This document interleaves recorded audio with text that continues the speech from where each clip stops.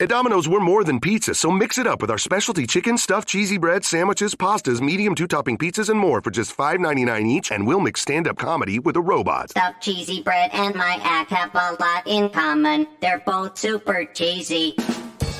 Tough crowd. You can also mix it up with Domino's salads, marbled cookie brownie, bread twist, and medium two-topping pizzas. Order any 2 or more for just $5.99 each. 2-item minimum. Bone-in wings, handmade pan pizza, and bread bowl pasta will be extra. You must ask for this limited time offer. Prices, participation, delivery area, and charges may vary. Right now, you can get both Sprint's unlimited plan and the all-new Samsung Galaxy S10 included for just $35 per month per line for 5 lines. All you need is approved credit and an 18-month lease. No trade-in required. Visit a Sprint store, sprint.com, or call 800-SPRINT-1. Phone $15 a month after $22.50 a month. Credit apply within 2 bills. If canceled earlier, remain balance due. Unlimited basic after 6/30/20. Pay $32 per month per line for 5 lines with auto-pay. Data deprioritization during congestion. Speed maximums. Use rules and restrictions apply. Test 1. Test 1, 2.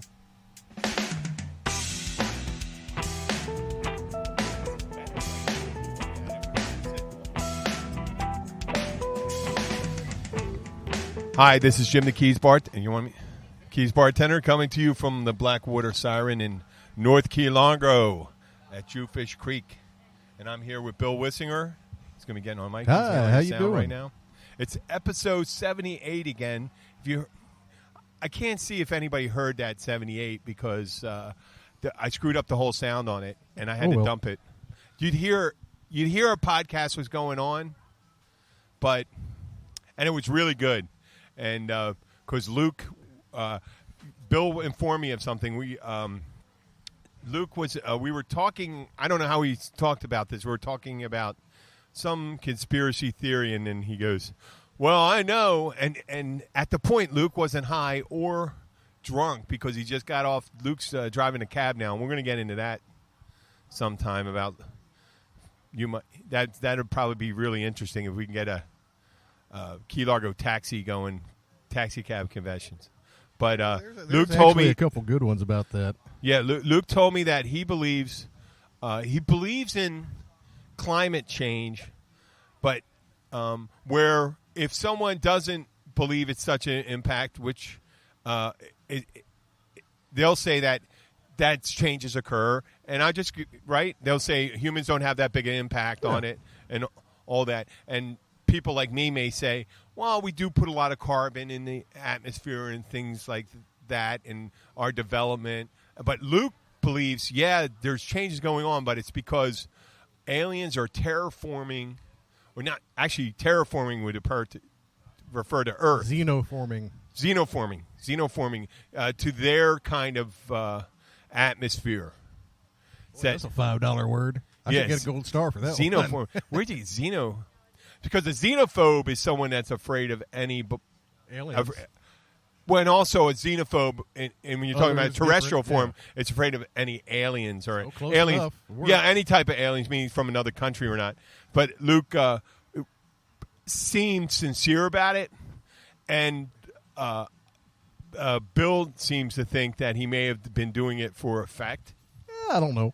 No, but he could have been. But if he did, he did a very good job of doing it. I don't think it really matters either way. No, as long as it was fun. Yeah, I mean, if it is happening, I think they could. If aliens had the opportunity to make it all the way here from a star system far away, then they probably wouldn't necessarily have to use any kind of cloak and dagger kind of long range planning. They could just come down and say, we're going to take over this shit. You guys can decide what you're going to do, but we're going to do, and set up shop wherever they want. And there you go. Yeah, there's not much we could do about it. They could seize all our nuclear weapons and all that stuff if they wanted to, or they do an EM pulse, a deep EM pulse to knock everything out, or maybe engineer a biological agent to kill us all. So.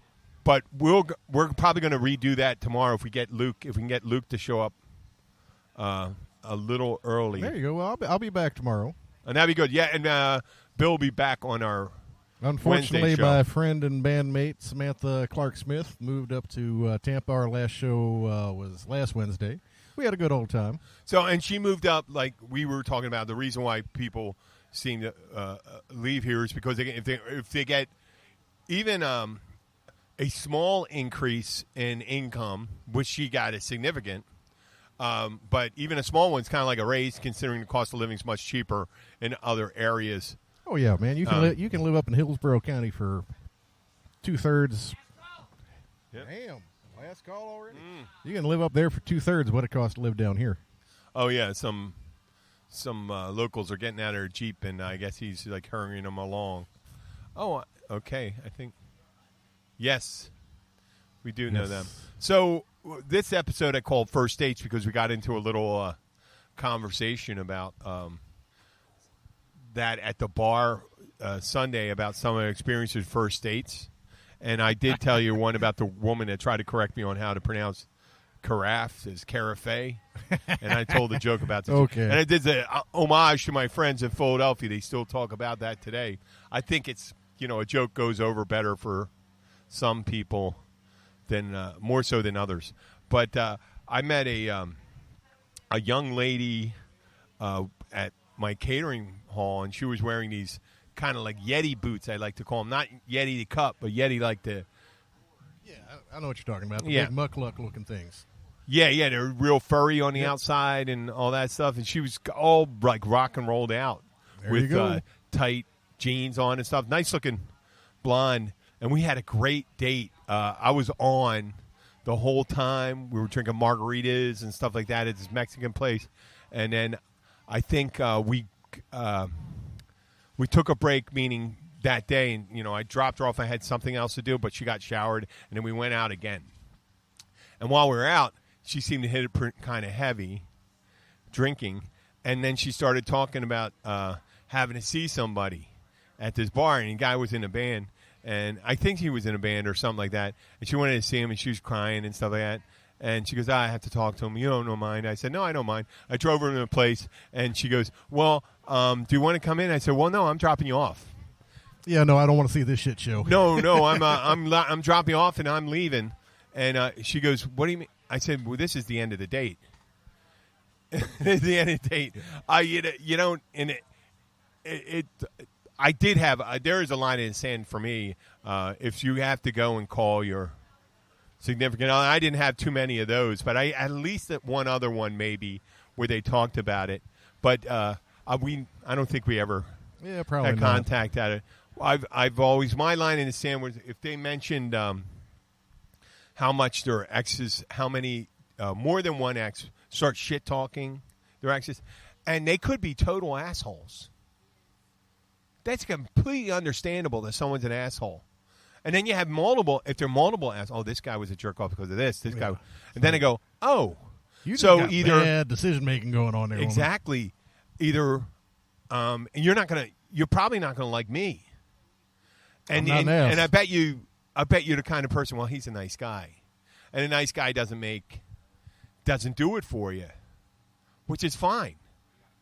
You don't have to wait around for the end of the story. And I don't want to be the end of the story. I never like being a sad sap for that thing. So I usually would just not call up again. Yeah, I'm thinking my most memorable first date is I took a girl from Houma, Louisiana, Benihana. Oh, Benny, that's a great place for a first date. And I ordered some sushi, and she wasn't so sure about the whole sushi thing, but she sees the big old green blob there. She goes, oh, wasabi. Guacamole. And she goes and grabs the spoon and gets the whole damn thing. And I'm like, oh, never mind. Oh, really? Oh, Jesus. That was the end of that date. Never saw her again. Oh, okay. She damn near died. I was at this nightclub with some friends, and I met this woman, and we ended up extending our date through the evening. And the next day, when she woke up, she had left her contacts in. And I didn't know this. I never worn contacts. This is back about, this is probably 30 years ago or more. And she had, they kind of welded to her lens and just dried up. And I had to take her to the emergency room for 6-7 hours. And we did that. And she goes, oh, boy. this is the fourth time I had to do that. And I go, what? If someone said one or two, and maybe it's a little heartless and stuff like that, but I rarely. Oh my God! This is the first time this ever happened. Okay. Yeah. Okay. Yeah. One. But if you when you the same things happen to you 4 times, I can't imagine the other things happen, like locking your keys in a car, which happens every so often stuff. But that's probably like a monthly occurrence. Leaving a burner on, doing all sorts of things. Yep. So I at that point I was thinking, wow, this person's very dangerous, to themselves. And I didn't really want to get them to know them much more. I didn't find it endearing. It wasn't one of those things you think. No. This wasn't a whole lot of fun. Let's not do this again. Yeah, let's not do that. And then you get the Cuban women, which unfortunately you get the whole family. Yeah. And like the second date, you got to go over and meet the uncle and the brother and the mother and father and the whole extended family. It's like an Italian family too. Sometimes. Yeah. So you get the whole family. Oh yeah, you got to deal with the whole you're like, family. Okay, and that's enough of this. I got to go. My ex-wife, her parents, I told you, her parents were undercover narcotics officers in the Philadelphia Police Department. Well, that's a fun job. Yeah, and you know what? Wasn't a hard. I didn't feel interrogated. I didn't get that. It's weird. You get the interrogation from people sometimes. Well, I'm at a distinct disadvantage for that. It's like, and what do you do? Well, I'm a musician. And they immediately look over and go, and that means he's homeless. Well, hey, you know what? There's some people that when they take you at face value, they actually obviously are people that think, first of all, what means are you going to be supporting yourself and by association supporting my little girl or something like that. And then you got your friends they have to deal with and stuff like that. I ended up going to a Chinese. It's called a Chinese Pollyanna, and it was a Christmas party, and it was in this section of Philadelphia called Port Richmond. It's a very tight neighborhood, and it was a group of friends, and it were like from 23 to 30. It was a great party, and I thought these people were great. I said, "Oh man, these guys are fun." They gave gifts, they exchanged gifts, and you're stealing them or taking them from people. Yeah, and one ended up being a skinned head of a pig in a box, which is kind of gross and stuff like that. But there has to be but it's probably traditional. It's probably been going around that circle for years. Yeah, and I mean, there's some. I think iPods were first coming out when that, maybe or before iPods. Maybe it was before iPods, but there was some great presents and stuff like that. But the other bad thing is that I'm part Irish American, and they were so Irish American. These people, they were one of these people where the girl's brother was the leader of this band called Blackthorn, and I remember going to one of his gigs, and they're passing around pictures of babies that got killed by rubber bullets from the British. Yeah, doing the whole Sean Penn thing. Yeah, getting all warped up, and I'm. You know what? I understand. We're here. The reason why we're here in America right now is because I think a lot of our families left, our ancestors left, if they had a good life where they came from, unless they were like a British lord and they wanted to get more estates in the New World or something like that, or they were traders, meaning traders like Trader, they had to come over here.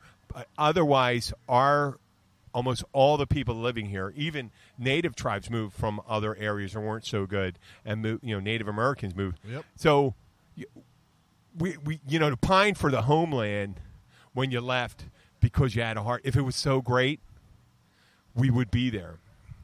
And they toughed it out, and the other people that are there, they're just people that toughed it out, or maybe had it a little better than we did. Well, that's one of the things.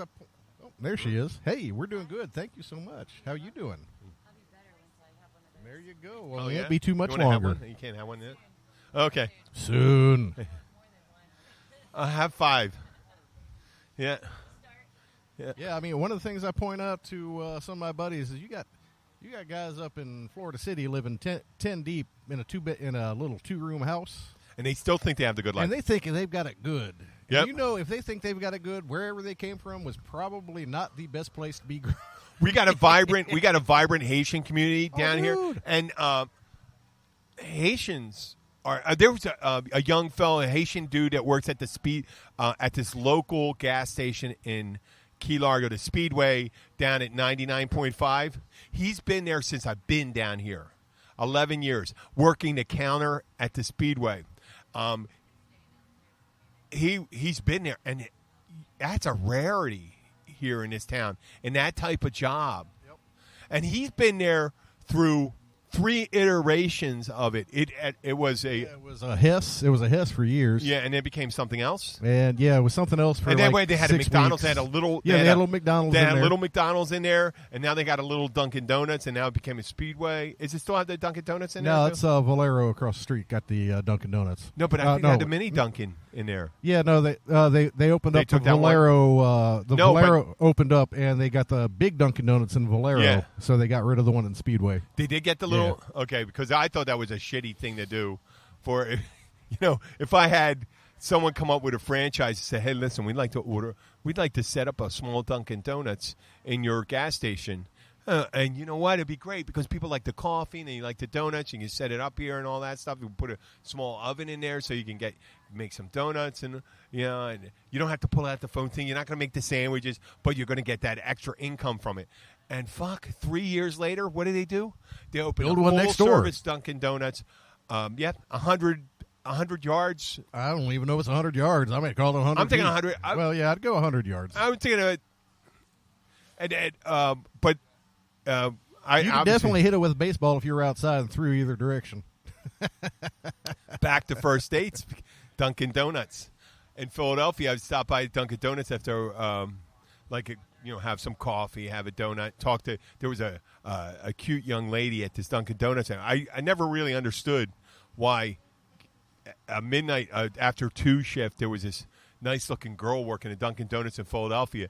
And then I'm talking to her. We're about to go out and stuff like that. And then this is, I guess, pre-first date, but I set up all the things. And before we even went out, when I was talking to her, I don't know, it came out she had to go up to this place outside the city, and the only thing in that place was Graterford Prison.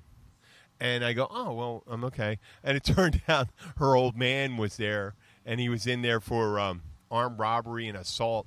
And, there you go. And she still wanted to go on a date. And so, you're still married? Yeah, I'm still married. I said, okay, what? I think we're done now. Later. And I told you how I did see the maneuver in all my single years not getting killed. And that's one of the things when they pop up early, it's good not to follow through with those things. Yeah, a good sense if of the guy's job self-preservation. is armed robbery and assault, and I don't think it'd be a much of a leap. I don't know if this is going to work out. No, there was another good date. It's I was really young then, and one of the girls I'm going out. I was about to go out. She was a neighbor of mine growing up, and I always kind of had a crush on her. Oh, there you and go. I wanted to take her out, and she had moved and bought a house in an area that was just. It was kind of going through the first phases of gentrification. She had her own house, and we had went out once or twice. So we were taking it slow because I know her as a kid. And I went to the house one time to pick her up, and she's at the door. And I swear to God, it was weird because she was standing at the door, not opening the door all the way. And she goes, no, I can't go out. I'm not feeling well. I said, you look fine. He says, is that all right? No, you can't. And so it turned out her stalker boyfriend, hey, see you guys. Her stalker boyfriend was sitting, he was either on the other side of the door. And she said, oh, he wouldn't have been too happy if we went out. And he was on again, off again. And she goes, listen, but, we can still. I go, we can what? No, we can't do shit.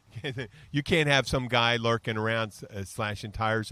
Lee Sharp, a friend of mine, was visiting a friend of his, a former an old flame. Right.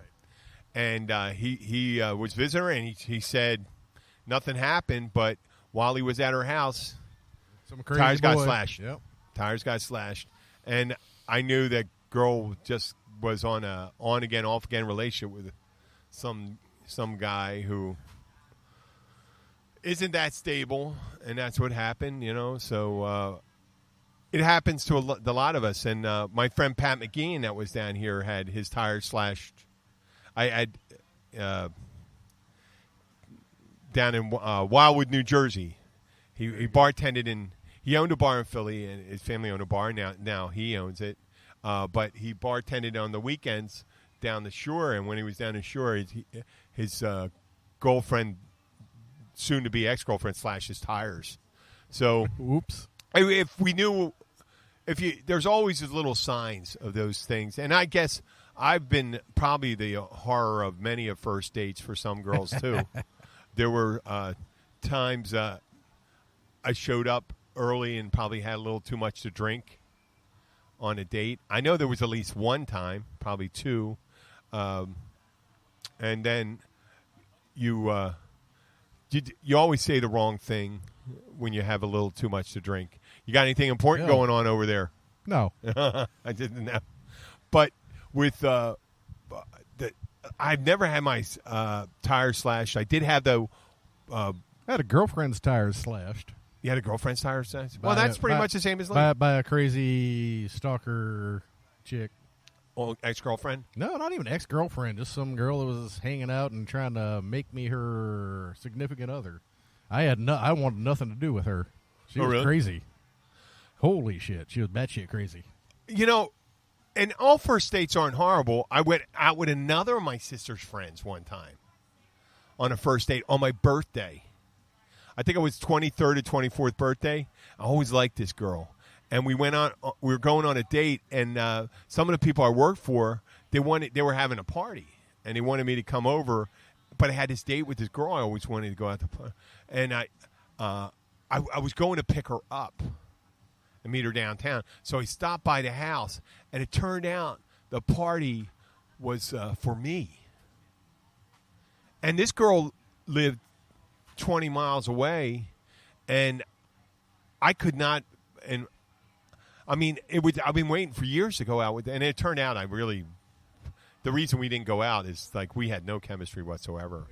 Yeah. No, you didn't. But I ended up having to ditch my own party to go out with this date. I thought it was going to be like a magical date and stuff like that. Nothing. I was out there and said, boy, we really did. The reason why we didn't go out, besides you being she being a year older than me, was that we had no chemistry whatsoever. I had one, knew this girl for years, and we were both in relationships for years, and finally she broke up and I broke up, and we're like, yeah, we ought to go out on a date. We went out on like 3 dates, and it's like, yeah, no, this just isn't working. Yeah? You're still fantastic. I still hang out with you, but no, I can't deal with your shit on a regular basis. And she's like, well, good, because I can't deal with you either. I'm like, well, good. I was at the first date. I went on one blind date where I was at a friend's house for we're watching football, Monday Night Football. Eagles were playing, and this woman, the neighbor of my friend who was a chef, he's cooking all this great food. We're drinking and stuff, and this woman saying, "Oh, you're such a great guy. You should go out with my niece. She's gorgeous. She's gorgeous. She's gorgeous." And we had this thing when you have a relative or something, when they're saying they're gorgeous. She was not unattractive. She just wasn't my type. There you go. At the time, and I'm not saying you're as you just no. It's just when you used to look, sometimes it is, and this wasn't it. And I went and I went all the way through that, and I go, holy crap! And it was outside all the parameters. It was a blind date. Well, that was probably for the parameters. Blind date, and don't even know what it looked like, what the person's like, blah, blah, blah. I know the name and somewhat their age, and that's it. And whatever screwed up impression of what the aunt thinks she's like. And then she was on the other side of the city, 15 miles outside the other side of the city, was an hour away. And I'm like, Holy crap! No. Yeah, I had a couple that geographic. When you're with someone and they move away, yeah, no, that's still tough. That's different. But to start a relationship when there were people that you go out with and you realize they don't have any. It is petty. This is pretty petty, but they have no AC in the summertime. Yeah. And no windows. Practically no windows. That'd be an issue. Yeah, very little. Yeah, it was. There's no ventilation. No ventilation. You need to drive over to my place. And it just seems to happen that way. There's this one girl I went at. She kept on comparing herself to my friends call me Scarlett, and I go, Scarlett, okay, well your hair's not red, and she goes, no, like Scarlett O'Hara. I'm looking at her, I go, she's a pretty girl. I remember her name to this day. She definitely had a high opinion of herself. I always had kind of somewhat high opinion of myself, but this one really beat the thing. And she's talking about it and stuff like that, and I go, holy crap. The way she's talking, it's like she's saying, I'm not. You really deserved it. I mean, it's like pre-gaslighting. I think they call it gaslighting, pre-gaslighting. You're really lucky to be going out with me. I'm looking at her, I go, well. Yeah, that ain't going to happen again. Yeah. I mean, it's really good to have a good sense of self-esteem, but there's such a thing as being overinflated about your ego with that. I was always kind of nervous. That's why I wind that down a couple notches. Mm-hmm. I was dating a girl in Key West. Same thing, man. She was some sort of major executive. She actually worked in Atlanta. She had a place in Key West, and she'd fly in every weekend. Because she lived down in Key West, and she's constantly just. I'm like, finally, I just packed my shit up. Yeah. So yeah, you have fun. Where are you going? I'm going somewhere else. I'm tired of hearing your shit. Oh, I met when I was working at the Encore a marine biologist. This woman. I don't know why. Obviously, she was a woman, and because that would be an interesting first date if I went on a date with a guy. Go right Not on. that you would shut me down because we're accepting of that stuff. I would want to hear that shit. No, I would. You know what? I would own it and talk about it if I did, but I didn't. But this this person. I got to tell you the story at karaoke one time. Okay, you'll get a kick out of it. So we're talking. She came in, attractive woman, a strong woman, and she used to be on Good Morning America every so often. She used to go on and talk. She wrote several books. Actually, I have one of the books. She signed a book to me before we started going out. And the last date we went out on was a bike ride on a Sunday morning. I was off on Sundays. And so I threw my bike on my bike rack on the back of my car, and I drove down to Tavernier. We met at the Coral Shores High School, and we're in the Keys. And we were going to go on a 20-mile bike ride. Now, I had this mountain hybrid bike. And the way I viewed it when I was riding a bike, I was riding for exercise. So the harder it was for me to ride a bike, the better exercise I was getting out of it, right? So that's what I viewed. On this carbon fiber. Yeah, that's what she was on. And it was, and I was pushing real hard. And I maintained it, and she seemed to be getting kind of irate. But I guess she didn't appreciate the difference in the equipment we had on the bikes and all that stuff, and she just seemed kind of frustrated. And we ended up having breakfast together, and I said, "Wow, I can understand." I mean, it was almost like being put through an interview process. Well, what are your hopes? What do you want to do from now? Are you going to stay a bartender? Are you going to do this? Are you going to do that? And I go, well, now I'm just coasting right now. I just got out of a relationship, going through a divorce, and this is what I'm doing right now. Now I'm going to go to a bar and drink you out of my memory. Well, no, I was in the middle. That was like a year or two into my sober phase at a 7-year hiatus from drinking. But I had a 7-hour hiatus from drinking. 7 hour, yeah.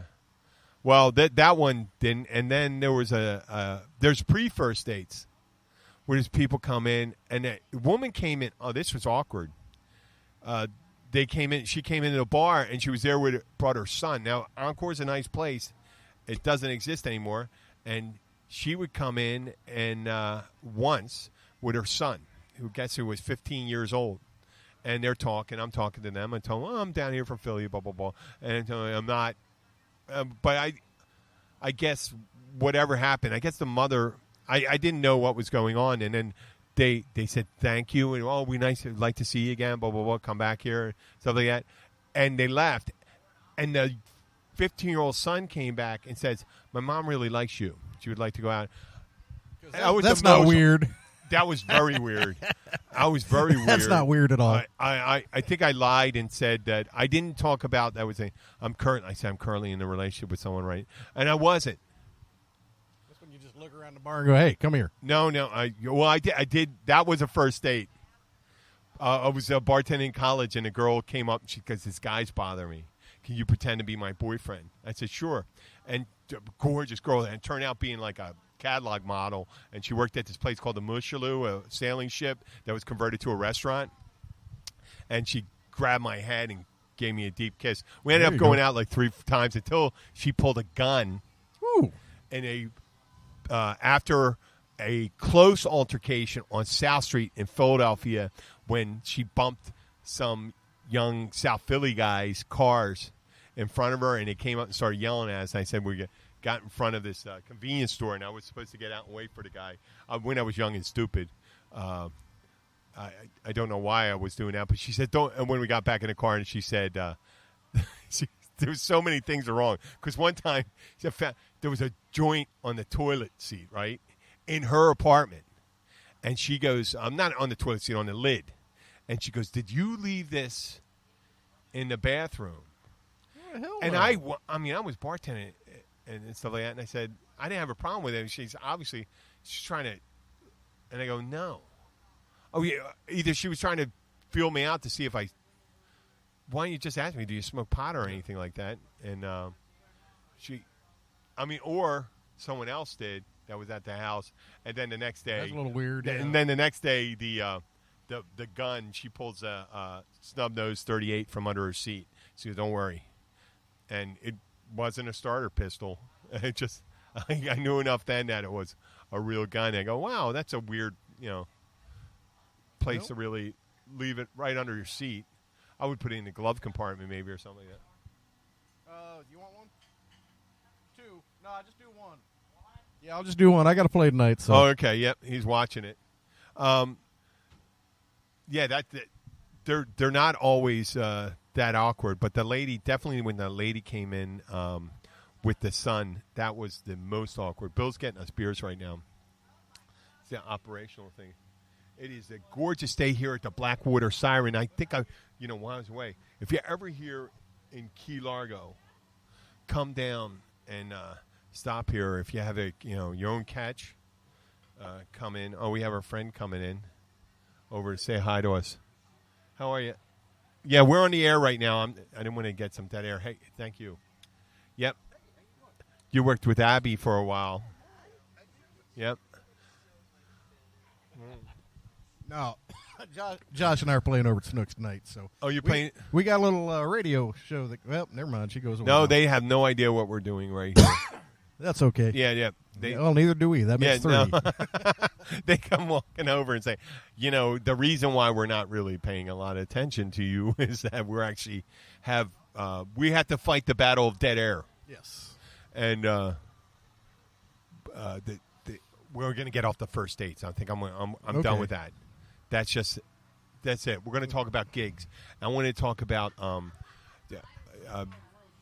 actually, one of the funny things about Luke driving the cab? What? We were talking about that last week. Actually, 2 weeks ago when he first started. He's going, damn, these people see me play music down here for 20 years. Not one of them has dropped $1 in my damn tip bucket, but I'll come pick them up, take them 2 miles down the road, and they'll throw me a 10. Yeah. Yeah, well, yeah, you'll entertain people for 3-4 hours. I know. We had, who was it? The other, someone was playing, and a group of people came in at 10 to 10, and they already played maybe 20 minutes late, right? Yep. And they played another 20 minutes, which wasn't enough for them. And the guy says, well, if you played later, you get more. He dropped $1.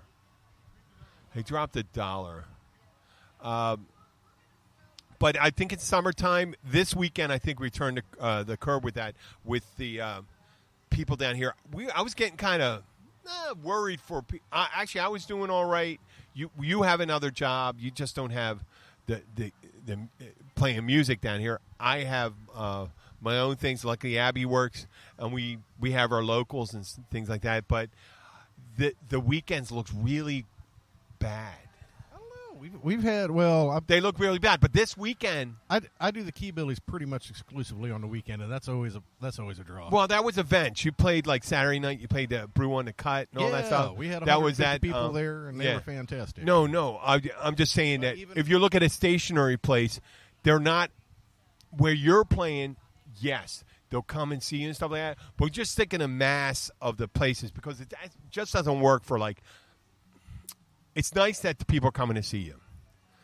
But places like the Blackwater Siren and the Catch and all these places, they're in the middle. You have places like you have Full Moon Party. They got this party every full moon. They have a big event down in Almirada and Pierre's. The complex, Pierre's and the Almirada Fish Company. Yep. They have a beach on the Bayside. It's gorgeous property. Pierre's is a French restaurant. Downstairs they have a bar. It's just a lovely bar, with couches, chairs, a small dance floor. Mason jugs. Yep. And then you have the Almirada Fish Company about 50, 60 yards away, and you got a big beachfront, and they put a band outside. They have a DJ in the Almirada Fish Company, a DJ in the bar at Pierre's, and they could get 1,000 people easy there. Oh, yeah, they'll get a bunch of people down there. Yeah, 1,000 people, and they bring a Bahamian stilt walking kind of a drum thing going on. Group that comes in their native garb, and they have fire dancers, and then they have fireworks going. And then they do it up. And it's big. It's big for the locals and for visitors alike. Now they'll get a crowd, but the thing that gets scary is there's so many small businesses down here.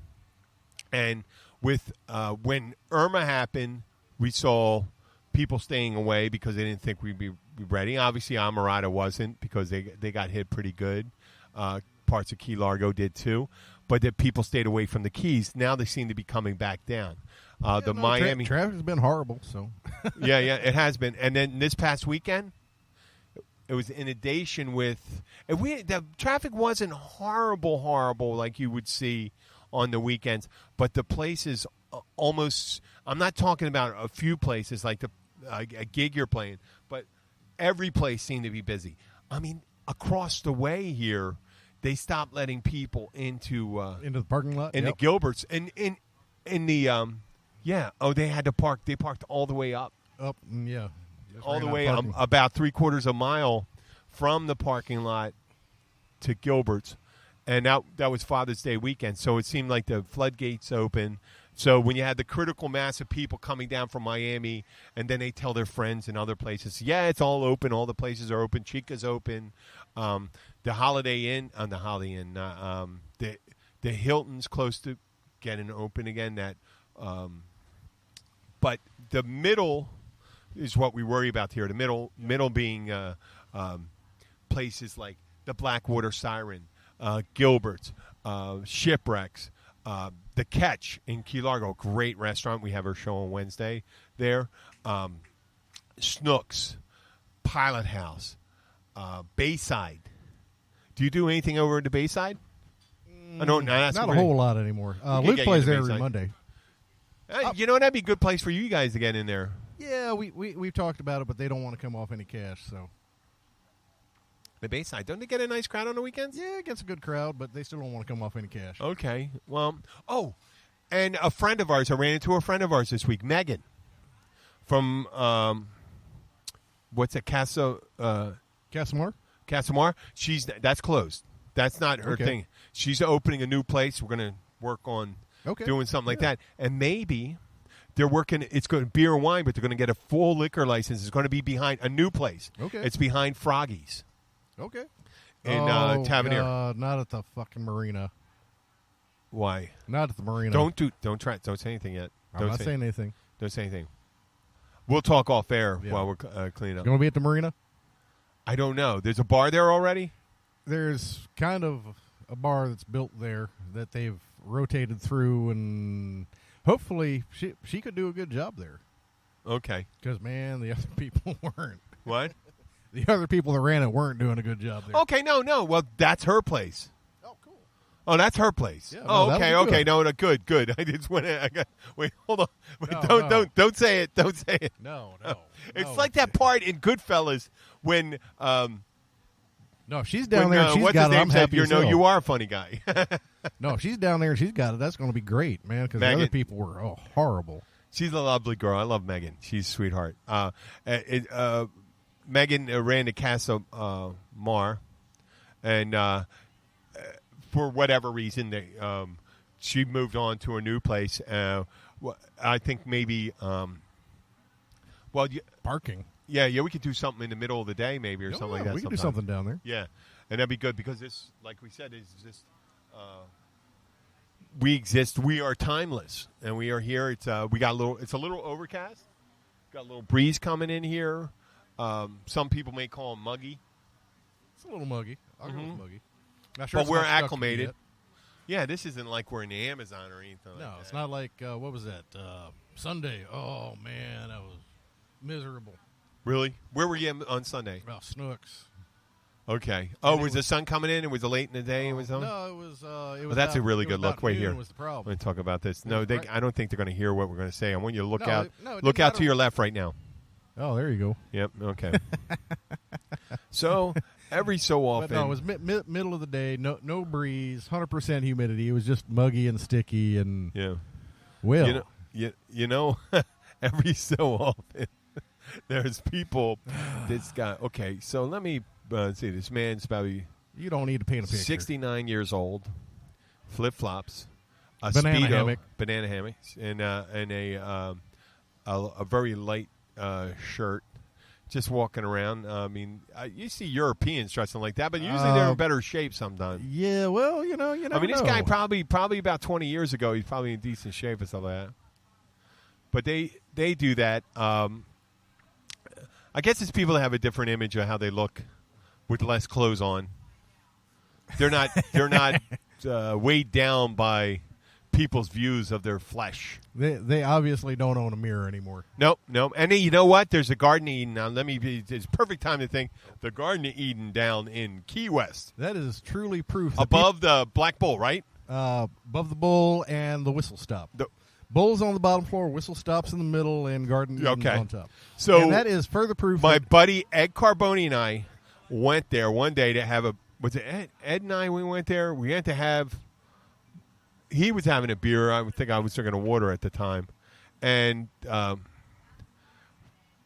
was it? It could have been someone else, but we're sitting up there, and there are people, you know what? I shouldn't say. This was like 8 years ago. 9 years ago? It hadn't got any better. No, but it's people only a couple years older than me. I mean, 6 or 7 years older than me. But they're sitting there naked, and you just see flash. I didn't stare hard. Yeah, no, one woman. Further proof that the more you want to be naked in public, the less you should be allowed. Hey, remember the movie? What was that movie with Jack Nicholson and the mountains of Colorado Rockies? Come on, you know what I'm talking about? Oh, I don't. Where he goes crazy in that hotel. You know what I'm talking about? Oh yeah, that was in upstate New York. Shining. The Shining. Yeah, okay, The Shining. upstate Yeah, New you know, York. but it was set in Colorado. It was supposed to be Colorado. Oh, okay. It was supposed to be Colorado. And actually, yeah, it was. It was set in Colorado. Okay, I thought it was. Well, that's where. Yeah, it was in the Rockies. It was high up because it had to be high up because it was secluded when that snowstorm came in. In New York, there's almost virtually no place there that's really that secluded.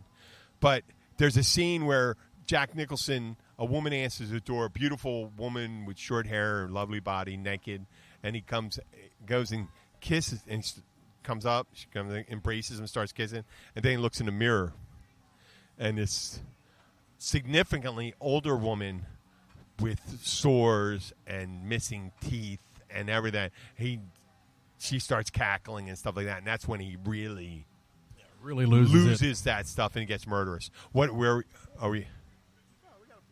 Oh, good. So we're talking about that.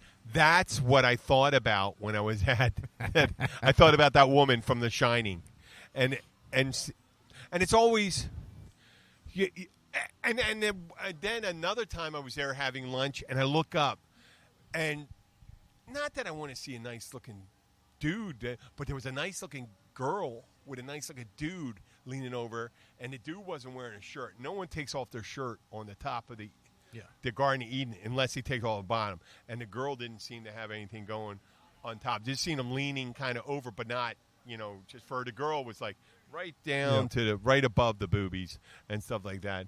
And I'm thinking, oh, they're naked up there right now. And that's probably the nicest naked that's been up there for a long time. Probably. And I know at that time, when I was up there, that would have been the nicest naked they would have saw at that time. One of the things with that is you can't have your cell phone out. You can't use your cell phone. They don't want pictures. But why would you? But I was playing down there, and the bartender, I pulled my phone out just to check the time. The bartender comes over yelling, no. I'm like, seriously, ma'am, there's nobody here that I want to take pictures of. No, I'm just checking the time. They're thinking of joke. They're thinking of joke stuff. There's nobody here that I want to take pictures of. I'm just checking the time. I got to get down to Willie T's in about an hour and play. And she's like, okay. They always make fun of this and stuff. All these nudist colonies and stuff like that. When anybody decides to entice me into a nudist colony or into any type of group, there's almost rarely do they have anything enticing to lure you in. It's like if you showed up and said, look at the food at this buffet, and it looks like everything that's thrown out at the end of the night at the Golden Corral. I hate to describe nudists like that, but it's shit you wouldn't take home if it was in the dumpster. If you're not going to take it home, you're not going to have it. It is that time? Okay, well, listen, I'd like to thank Bill for setting us up here today. I'd like to thank the Blackwater Siren. It's always a great place to come down here. They got great happy hour. They got great deals. They got great food. They have $2 Bud Lights. Bud Lights. Bud and Bud bottles and Bud Lights. And they got happy hour food. Peel and Eats for seven sliders, wings, fish dip, prime rib on Friday and Saturday, $22.95. Great deal down here. And they always will cook your catch if you're down here fishing. And we got great seafood. They'll cook your catch and give you some nice sides with it. Chef Lolo does a great job down here. And the whole staff down here, Jim, Christy over there. Everybody does fantastic. No, we just wanted to say thank you for having us here. And Jessica, the owner. She's just such a sweetheart. Yeah, thank you. Well, thank you all so much. Off. We do appreciate it. We love when you spend time with us, and we will be back tomorrow. I'll actually be around tomorrow. It'll be a good time. We'll be over at the Catch at one of our favorite local restaurants, having a good time and talking about whatever comes up. Thank you so much, and we will see you guys next time.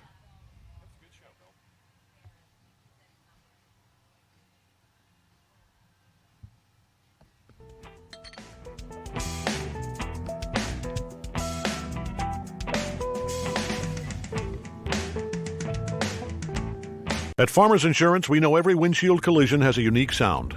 Beetle. Bird poop. Drone. Seen it, covered it. Click for more. We are farmers. Bum, bum, bum, bum, bum, bum. Underwritten by Farmers Truck Fire Insurance Exchanges and Affiliates. Products not available in every state. Capital One knows life doesn't alert you about your credit card. Next stop, Graham Street. In Brian in the khaki shorts. Your GNL energy bill went up 60% this month. Seems like you want to know. Stand clear of the closing doors.